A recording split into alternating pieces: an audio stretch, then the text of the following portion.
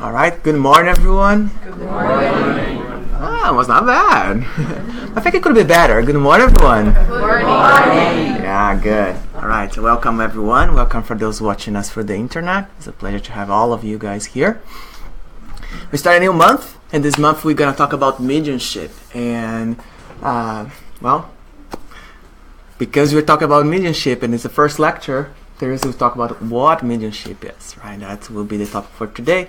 But as usual, before we start, I'll invite Livia to do the initial reading, and Maria Lucia will do our initial prayer. All right? Thank everyone.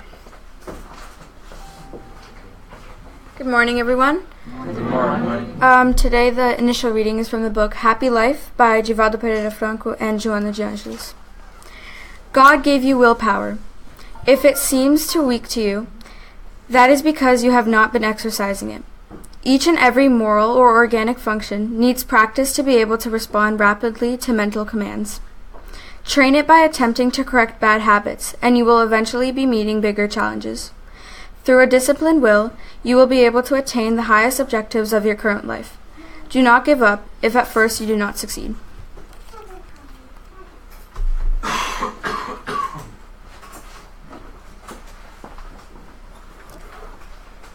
Let's close our eyes. Find a comfortable position.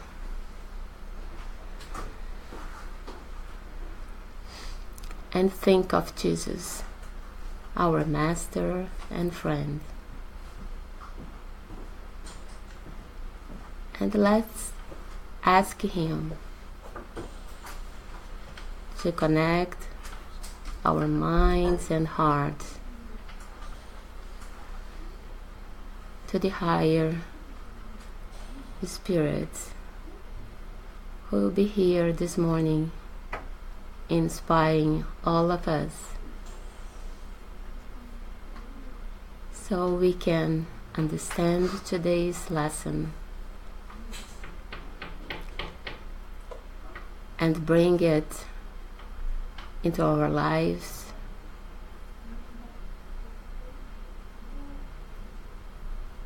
so we can have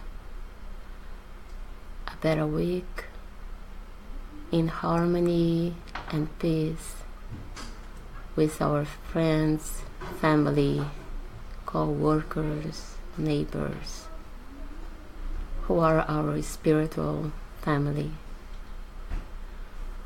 We thank Jesus for this blessing morning, and we also ask him to enlighten Teresa so she can pass the message to us in a clear way. And so be it. All right. Thank you everyone for being here today. So as Marcio has mentioned, our theme of the month is mediumship. And today, let's start from the beginning. So what's mediumship? What is this mediumship that we're going to be talking about the whole month? So when I decided to start my my research, they gave me a question to my lecture.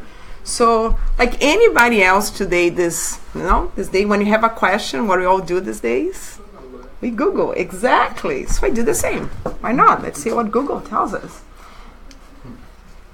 So Google tells us that a medium gives you two definitions. So it says a medium is an agency or means of doing something.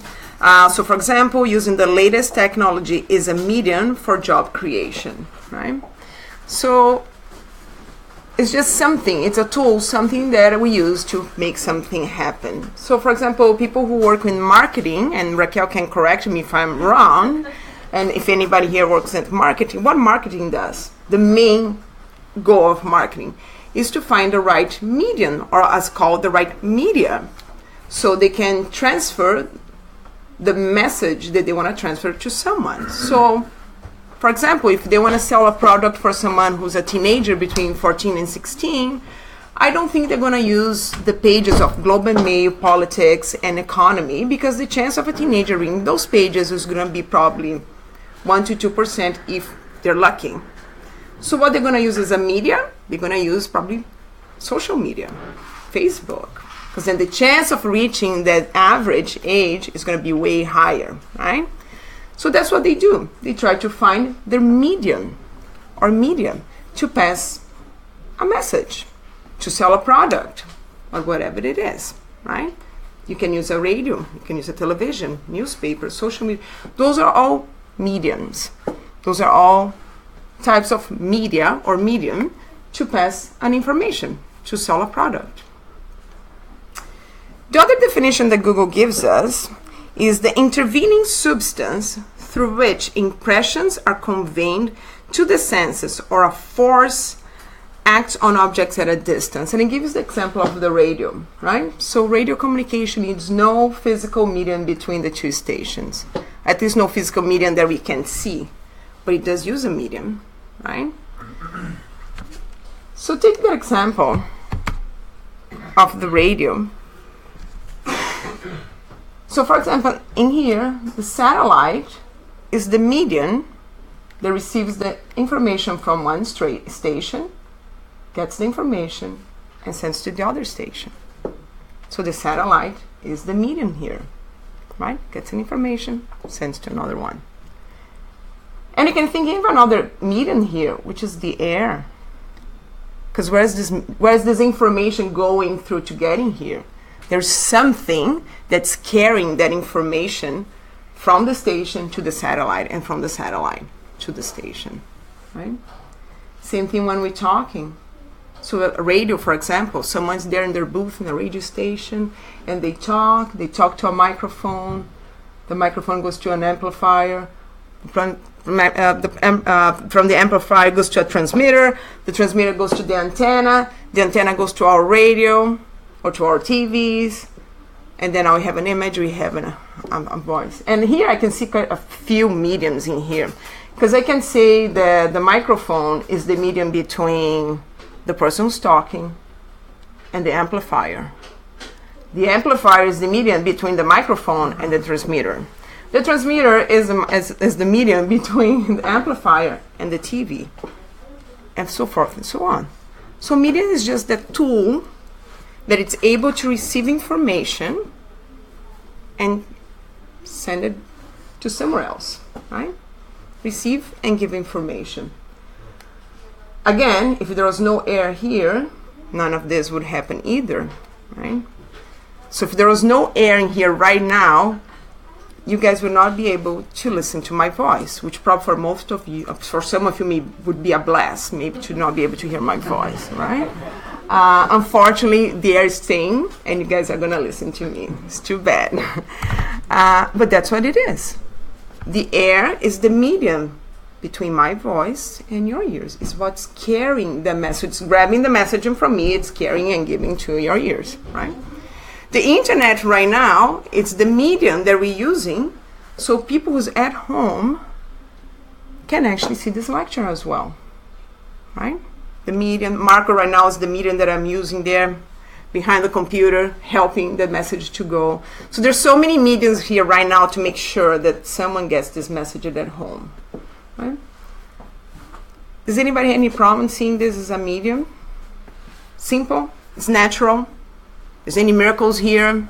Hocus pocus? Mystic? No, right? Very natural. Something receives and gives. Right? Cool. But we're not here to talk about radio station. We're not here to talk about, the internet. We're here talking about mediumship and spiritism. So what is the concept of mediumship that we have? Well, the concept the mediumship that we have, and of course all this process, because we're talking about medium, but my question is, what's mediumship? So mediumship is this process, right? It's the process of having a medium that receives an information and gives away on the other side. That's mediumship. So the process is called mediumship. So the concept that we have in mediumship in the Spiritism is the concept that Kardec brought to us.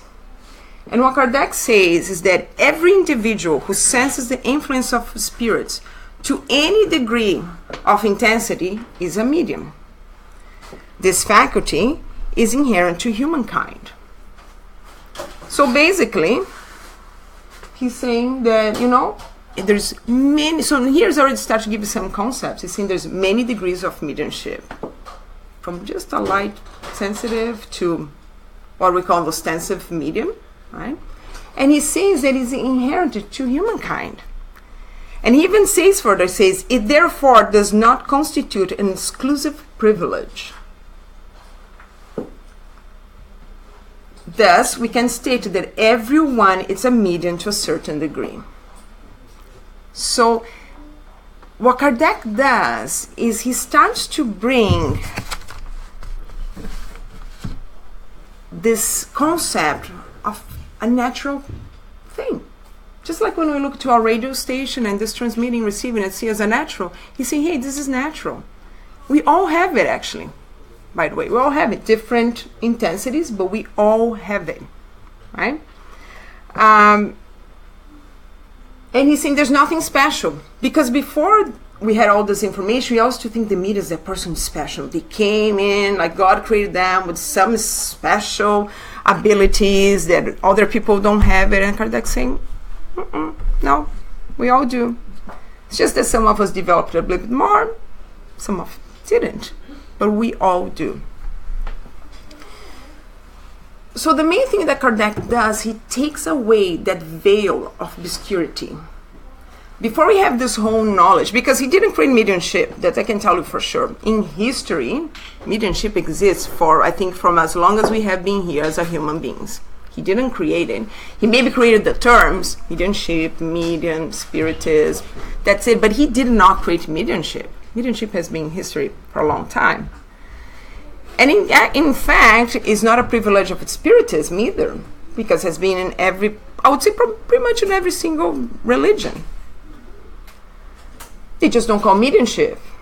They just don't maybe have the same concept or the same understanding.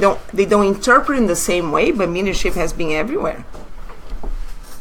Got the Old Testament, Moses at the top of the mountain, an incarnated man, and then he sees a light, and then he gets the 10 Commandments.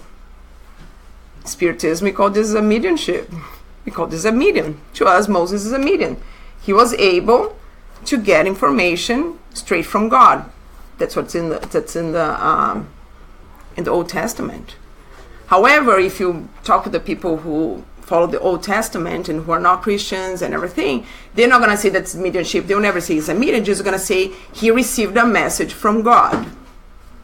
Just give difference, right? That's the only difference. So, just different names, but the process is the same. So mediumship is everywhere. The Egyptians, even farther back, used to consult the oracles. The oracles who are going to go and get this information that's come from the universe and the cosmos, and it's coming. We don't know where, but you just knew that the guy that was the oracle, so-called oracle, he was special, and he was able to connect with the forces of the gods or whatever and get this information. It's mediumship. So mediumship has been out in there for a long time, right? Just not called mediumship, just not called mediums, but it has been there. So what Kardec brings is actually, what Kardec does is actually take the mysticism out of it, that obscurity. It's no longer hocus pocus. Because when you say, it's the universe that's sending this answer to me, okay, but who's the universe? Like, how does universe talks? I don't know, right? Oh, it's just some sensibility that I have that I can pick up in the air, but pick up from where? The air, but how's this information in the air? Right? What's this universe that gives you this information? This universe has a mouth. Which language it speaks? I don't know. How it works. So that's what Kardec brings. It just brings a natural way of saying, no, it's actually very normal. It's natural. It's just that, we're able to actually we're constantly in contact. That's what he brings us. He brings us the knowledge. They're in a constant contact with the spiritual realm. That's what it is. And we always affecting each other. Always affecting each other. And that's why all mediums, because we all being affected and we all affecting the spiritual realm. So that's what he brings. He brings us a natural thing. He says, hey, there's nothing different here. And actually, no one's giving you this message that you're receiving. It's someone just like you, but does not have a body. That's exactly what it is. Because when we discarnate, we just lose our bodies. And there is a whole spiritual plan, cities and people on the other side. They just don't have a body. And that's what's communicating with you, right? They have an intelligence the same way that we have. Otherwise, they would not be able to give us an intelligent answer to questions. So that's actually the main thing that Spiritism brings us, that the Kardec brought to us with the knowledge that he got through mediumship from the spirits. So that's the main thing that Kardec does. It becomes natural. It's as natural as if I ask someone here to say, hey, can you, like you call your sister and say, hey, can you tell mom that I'm actually coming tomorrow for dinner? Use her as a medium. Isn't that natural? How many else say, hey, can you tell them at work, hey, can you tell someone that I'm going to be in 5 minutes late in the meeting? You just use the medium. They do the same. They get someone who's better prepared to receive the message and say, hey, can you go and tell people to stop killing each other, to live by the laws of love? And that's what they do. They just get someone and say, hey, can you please pass this message along? It's natural. As natural as the microphone is getting my voice and sending to the internet. So there's nothing here. There's no magic. There's no, what is this? We always in contact with the spiritual plan. As a spiritist, especially, when you think about mediumship, what we think about, or most of us think about when we think about mediumship, we think about this, right? So we think about the writing mediums, write messages. We think about even passes. It is a mediumship. We think about the speaking medium, so the ones that the spirit is it's able to talk through the medium. We think about the mediums who can see. So if there was any medium here that could see, they would come here and they would be able probably to see that there is way more discarnates in this room than incarnates. Some people can hear. Some people can touch on an object and say, oh, this object belonged to so. Right? That's what we always think about. And I put this one here because this is mediumship as well. It is. Like I said, there's mediumship is not exclusive to spiritism. We just carry in a different way, but this is mediumship. Right? Our mediumistic meetings. That's always what we think about when we think mediumship, right? We always think about what we call in spiritism ostensive mediumship, which means that mediumship that we can see it, like it's very strong. The person can actually make those connections very clear and in a very strong way. Right? But let's be honest. If I ask a question here in this room, there's probably about 35, 40 people in here right now. And if I say, how many people here can directly relate to this kind of mediumship? Maybe 5, 6 people will lift their hand. I don't know. I won't be one of them for sure. I cannot. Right? So the majority of us really cannot relate it directly to this type of mediumship. Right? We understand, we see it, but we cannot really directly relate it. Right? So that's why today I want to talk about the type of mediumship that we all can relate it to. Especially for us in Spiritism, we always hear this thing, oh, we're all Spiritists. Oh, sorry, we're all mediums. We're all mediums. That's what we always hear in Spiritism. We're all mediums. Yeah, sure. Like, I don't know what I'm talking about. I never saw anything. I never see anything. I never wrote anything.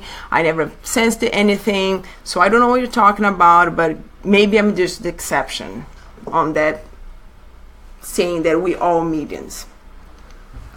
But the truth is, we are all mediums. And I'm just gonna go back in here to what Kardec said. We all, to a certain degree of intensity, we all are. And I can guarantee that we all had felt it, and we all had experienced this mediumship. The difference is that because the different degrees and levels, some of us may feel a little bit more, some of us may feel less, and some of us just ignore it.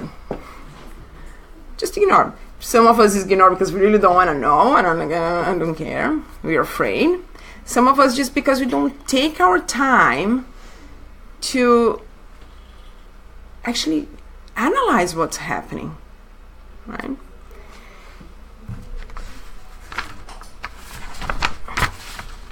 So I'm going to start to talk about the type of mediumships that we all have in, and we all have experienced at some point. And like I said, some people with more intensity than the others. But for example, intuition. Look how many times have we used the phrase, "Oh, I had an intuition. I think I'm gonna solve this problem this way." How many times have you used the phrase, "I don't know, but my guts are telling me that I should do this," or "my guts are telling me that I shouldn't do that"? I don't know about you guys, but my guts usually, the only thing that tells me is when I need to go to the washroom, when I'm hungry, and other things. I don't think they really give me any extra information than that. But it's an expression. It's just an expression that says, there's something inside me that's telling me to do this, or telling me to don't do that, right? Use this expression all the time. What is this intuition? Where it comes from? How many times we're going through a hardship or have a problem that we cannot solve, and then you pray, if you remember to pray, right? So a lot of times we don't remember, and then you pray and you ask for, help me, I need to find a solution here, I don't know how to do this anymore. And then the next day, out of the blue, you have the insight. The intuition comes and say, I'm a genius. Oh my Lord, I'm a genius. Why I didn't think about that before? I just had an idea, and yeah, this actually would solve the problem. I'm such a genius. And your benefactor is right beside you, like, yeah, you're super genius. Yeah, you're welcome. Right? They won't do that because they actually help us without expecting the recognition, but I'm pretty sure they would almost feel like doing that. But that's how we feel. We think, it came from our brilliant minds. That's intuition. Remember that you prayed the day before and you asked for help? That intuition came. So a lot of times it's our benefactor saying, how about if you go this way? How about if you go that way? Or how about you do not do that? And then you don't, and then a few days later you say, ooh, I'm glad I didn't do it. Because now I understand what's really happening, and if I had done it, it would be a big mistake. Or vice versa. We don't listen to the intuition, and we do it, and a few days later, if not hours later, it's like, why did I do that? And my instincts were telling me to not to do it. Intuition. They're all the time with us, giving us advice, giving intuition. And I'm pretty sure we all had this moment. We all had it. That's mediumship. That's mediumship. So are you feeling already a little bit more like a medium now? Tiny bit? A little bit? How about sensing? Sensitivity. Sensing energies. Some people more than others, but I think we all have experienced that at least once. Some people can experience it all the time because they're a little bit more sensitive. Again, different degrees of intensity. Go to a place and they feel the energy in the place right away. It's like, oh, there's something wrong in here. I really don't feel good in here. I don't know. I'm not comfortable. I don't know what it is. Everything looks fine. I just don't feel comfortable in here. Right? Some people get a strong feeling. Some people feel a little bit and ignore. Some people don't feel it, or maybe they just ignoring, or maybe they're just vibrating the same level. So even though they're being affected, they don't feel it because it is already the level that they're vibrating, right? But we're all being affected. That's mediumship. This capacity of absorbing what's happening in the place, that's mediumship. That's connection, right? Now in the summertime, we just finished reading our book In the Realms of Mediumship. Not as a coincidence, of course. As soon as I finish this book, I have to do a lecture about mediumship. In one of the chapters, Aulus, who's the benefactor, it's walking with Andrea Luiz and Hilario, and they're walking in a museum. And they're stopping in front of a mirror. And in front of this mirror, there is a spirit of a woman who's unhealthily connected to this spirit. There's to the mirror. There is a whole story behind the mirror. The mirror means something for her, and she's super attached to that mirror there. So the spirit, instead of move on, as we say, is there, looking to that mirror and waiting for something that she was waiting when she was incarnated through that mirror, and she's there. There's a group of incarnated people in the museum, like we go to the museum, and they look into the mirror. One of the girls in the group just feels a chilling thing, and she goes, "Oh, I don't feel well, like this is weird, let's move on." And they just walk away. What happened with this girl? Mediumship. Does she know that there was a spirit there looking to the mirror? Had no idea. Does she know? Not nothing. She probably doesn't even know what's mediumship. She doesn't know that we all mediums, nothing. But she felt. And she felt the chill of the presence of that spirit, and she said, "Nah, that doesn't feel good. Let's move on. I don't want to look at this mirror anymore." How many times it happened with us? This. At least once. To each one of us. That's mediumship. At that point, the girl felt the presence of the spirit. She may not be aware of it, but that's mediumship. And probably in the whole group, she's the one who had a little bit more sensitivity, so she perceived, right? Maybe if the spirit would have tried to interact with the group in a little more aggressive way, which the spirit was not trying to interact, then maybe someone else in the group would feel as well, because now they would feel it. But at the point, she was a little more sensitive. She felt. The other ones didn't. That's mediumship. Right? What's the obsession? But a mediumship. So how many people are obsessed and have no idea of mediumship and medium or anything, but they feel it. And they feel it. And they suffer the consequences of an obsession. Because if you had no connection at all with the spiritual plan, if you didn't have this capacity of influencing each other, the spirits could be around us and would feel nothing. They would have absolutely no power to influence us, and vice versa. So what is the obsession? Is this power that we all have to be connected with the spiritual realm. Of course, then with the obsession, is related to, how we vibrate. There's no obsessions unless we allow the spirit to come, right? But that I will leave for Tiago. I think his last lecture of the month is the influence of the spirit, and he's probably going to talk a little bit more about that. But the truth is, there's no obsession unless we allow them to obsess us, right? But the connection is there, right?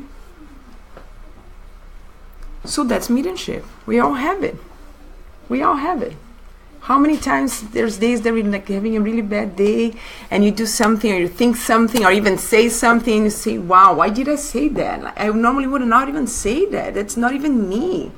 Why did I do it? Well, guess what? You had a little friend right beside you and say, do it. Say it.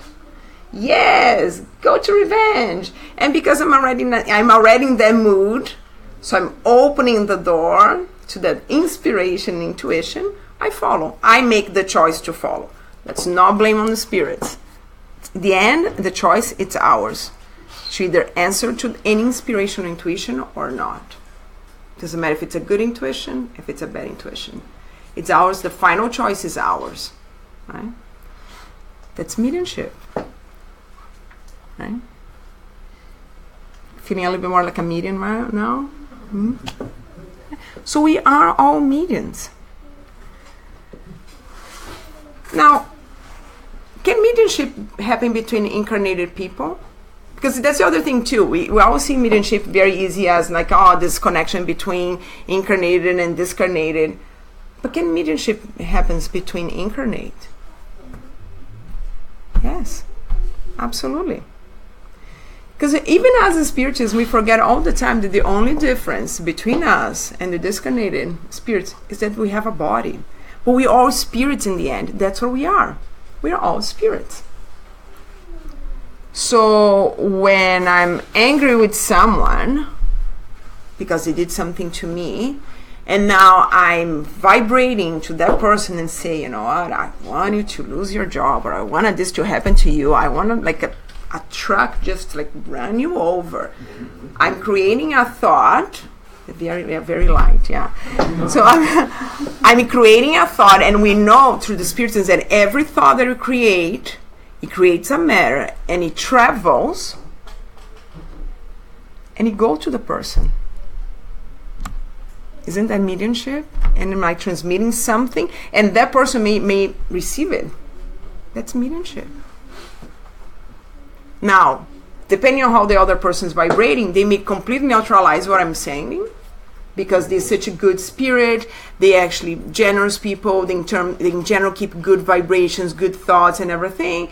And my bad feeling goes all the way down there and drops flat, or if most likely comes back and hits me back. Already hitting me when I send it anyways, because in the end we're the ones who suffer the most. Or if this person is vibrating in the same way, because actually I don't like that person, but that person doesn't like me either. Now he receives it. Just here, transmitting, receiving, transmitting, receiving. Mediumship. For the good as well. If you have someone that you love and you know they're going through hardship and you pray for them, or they're sick, or you just pray for them because you love them and you know, and you want to send them your good vibrations, you will go. Again, they can block it.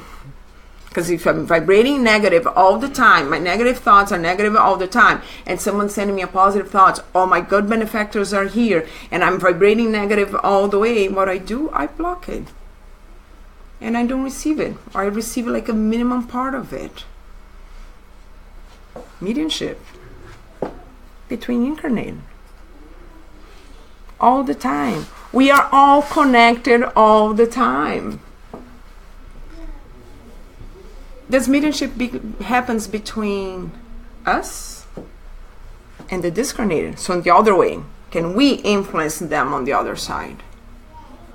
Absolutely. So when we lose a loved one and we pray for them to, be in peace, pray for them to find the spiritual guides that will help them, that will enlighten them. They feel it, they receive it. And we see this all across André Luiz's books. The ones who get no prayers at all. We see that in André Luiz's books as well. Memoirs of Suicide talk about them. The spirits that are in the suicide valley, and they get no prayers, nothing. They feel they're forgotten, and that affects them. They wish that they had at least one person thinking about them positive and sending their prayers to them. So can we affect them? Yes, we can. Can we help them? Yes, we can. Can we help to enlighten them as much as the superior spirits can enlighten us? Yes, we can. Same thing. I lose a beloved one. I'm in despair now because I do not accept it. It's not possible. I wanted this person back. Do they feel my despair? Yes, they feel our despair.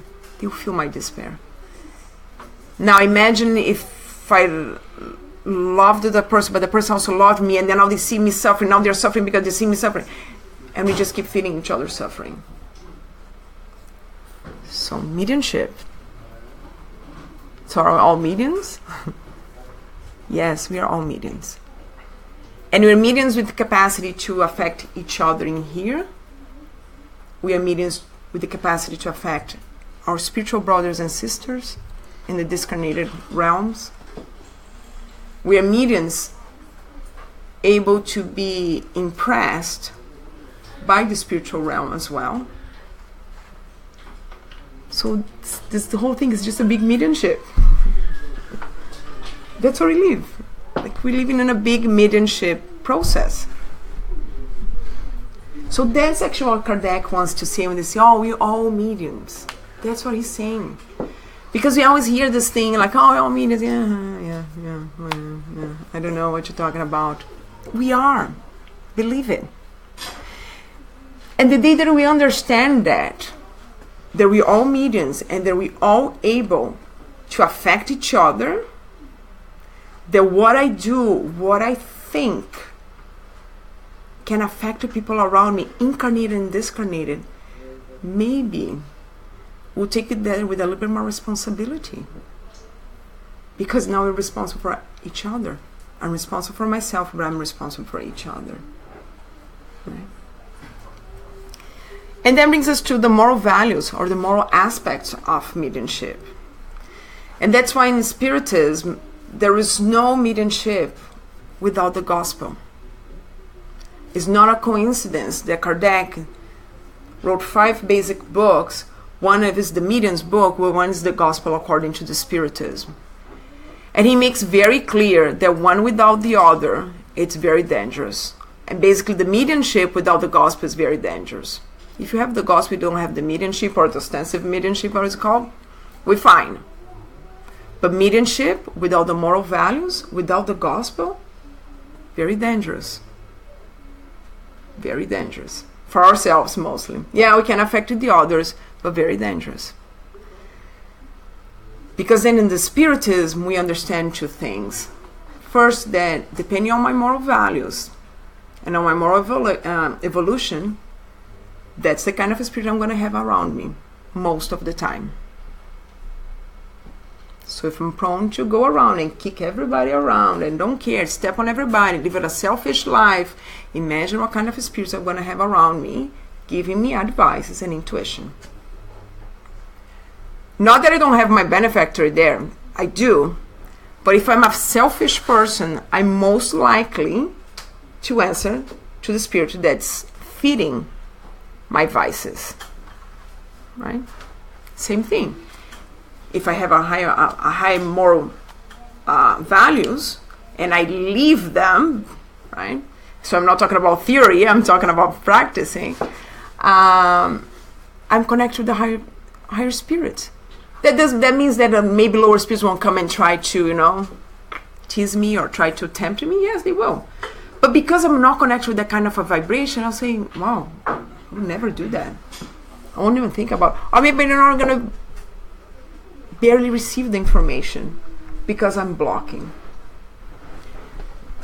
We know that the Spiritist mediumship should be used to help the others, not for our own satisfaction or to our own benefit, right? And that's why in Spiritism we believe that what's given for free should be given for free. So that's why we don't sell psychographic messages, we don't anything like that, because it should be helped. It should be used to help each other. It should be used to help people. In a serious mediumistic group, and also I'm now talking about a little bit about ostensive mediumship. In a serious, and I'm going to rephrase, serious mediumship group, mediumship is used to actually bring comfort, love, and fraternity to our brothers and sisters from the spiritual world who are in distress, who are in pain. That's what it's used for. And I'm saying serious because actually in one of the chapters in the realms of mediumship, it's a short chapter because they don't waste much time in there because there's no much to spend in there, but they go to a mediumistic group that unfortunately the mediumship is being used for people's own pleasures.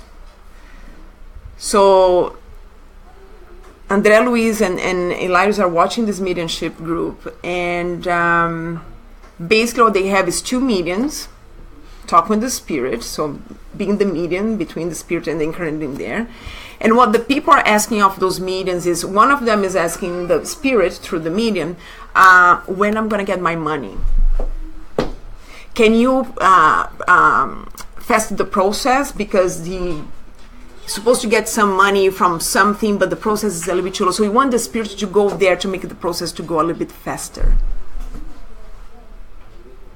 The other one's talking with the spirit and say, can you get my job promotion? Because the job position is open. I know I should get it. Can you go there and inspire my boss to give me the job promotion? That's what our mediumship is for. And that's an abuse of mediumship. And even though there is a benefactor or a higher evolved spirit in there, kind of trying to guide them, kind of trying to say, like, give them innumerous chance to say, read it, study. They're not getting the information. So most of the time, the spirits that are there are not a highly evolved spirit. Right? And the worst is, you may have spirits that are in distress and pain that are not being helped. They're actually being used for our own pleasures. Because I want to know, I'm going to get my promotion, I'm going to get my money, what's the lottery numbers? That's not what's for mediumship. It's not for me to know and know what's my future. I'm going to marry Prince Harry? No. Like, it's not what it's for. It's there to help. So moral values, it's very, very important behind mediumship. Because without them, mediumship becomes something very dangerous, because we're going to be responsible for using this blast in a wrong way. We're going to be responsible. Right?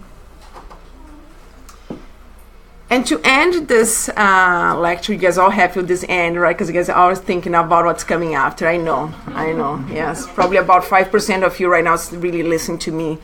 The other 95 is already thinking what's coming after. Fine.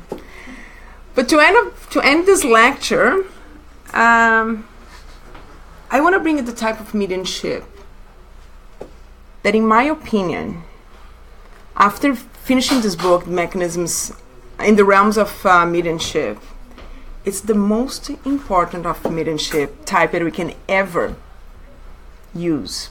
And we all have it. Guarantee to you, we all have it. Because in fact, I believe that if we all practice this kind of a mediumship, and none of this ostensive mediumship happened, if none of us were able to sense or get the intuition, but we were able to practice this kind of a mediumship, we would for sure be already living in a planet of regeneration. So in the last chapter of the book, Aulus is already ready to say goodbye to André Luiz and Hilario. They finished their studies with him. And they're walking on the streets of the city. And Aulus starts to look to the people, the commoners on the street, doing their own jobs and their stuff, and start to show to them the mediumship is everywhere, is in every act that we do.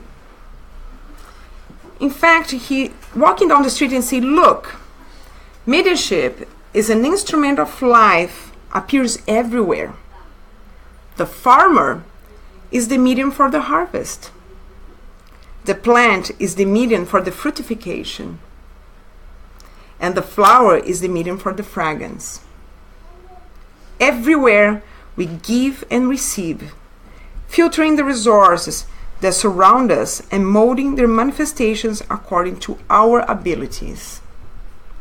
So basically saying that in any job that we do, in any movement that we do, we are being mediums. And he gives some examples. He says, in the artisan, we have a medium for valuable, useful things.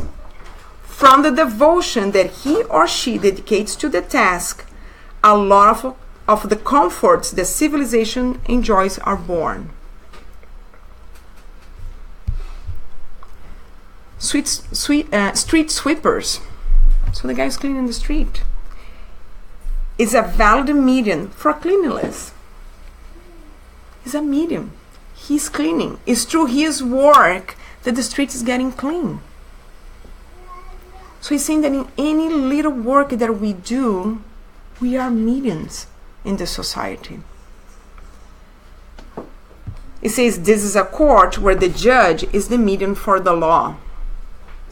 All individuals in their activities, professions, and associations are instruments of the force to which they devote themselves.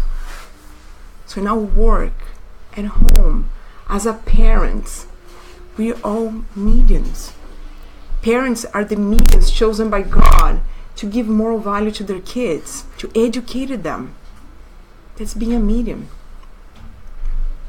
But he says they produce in accordance with the superior or inferior ideals that inspire them, attract the invisible elements that surround them according to the nature of the sentiments and ideas they nurture themselves with.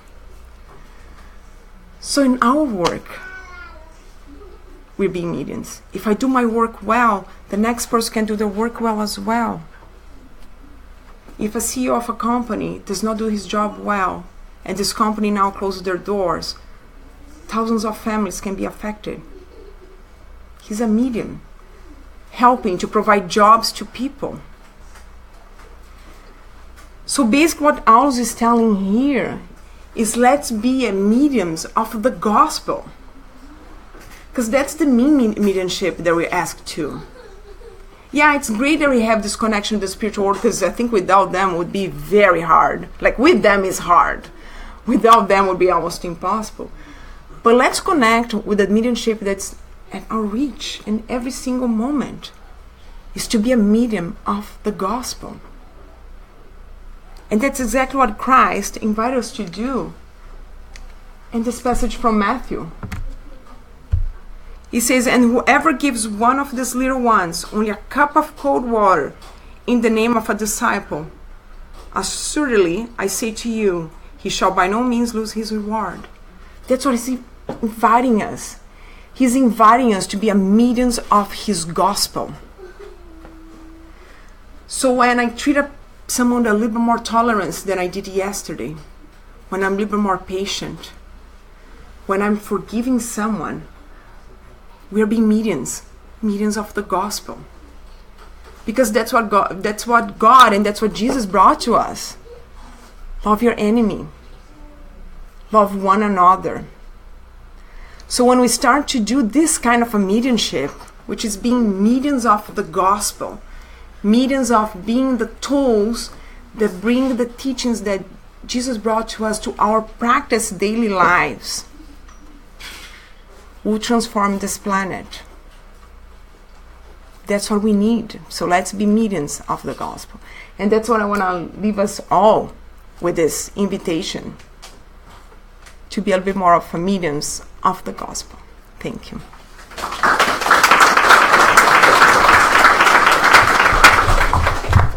Wow. Thank you, Teresa.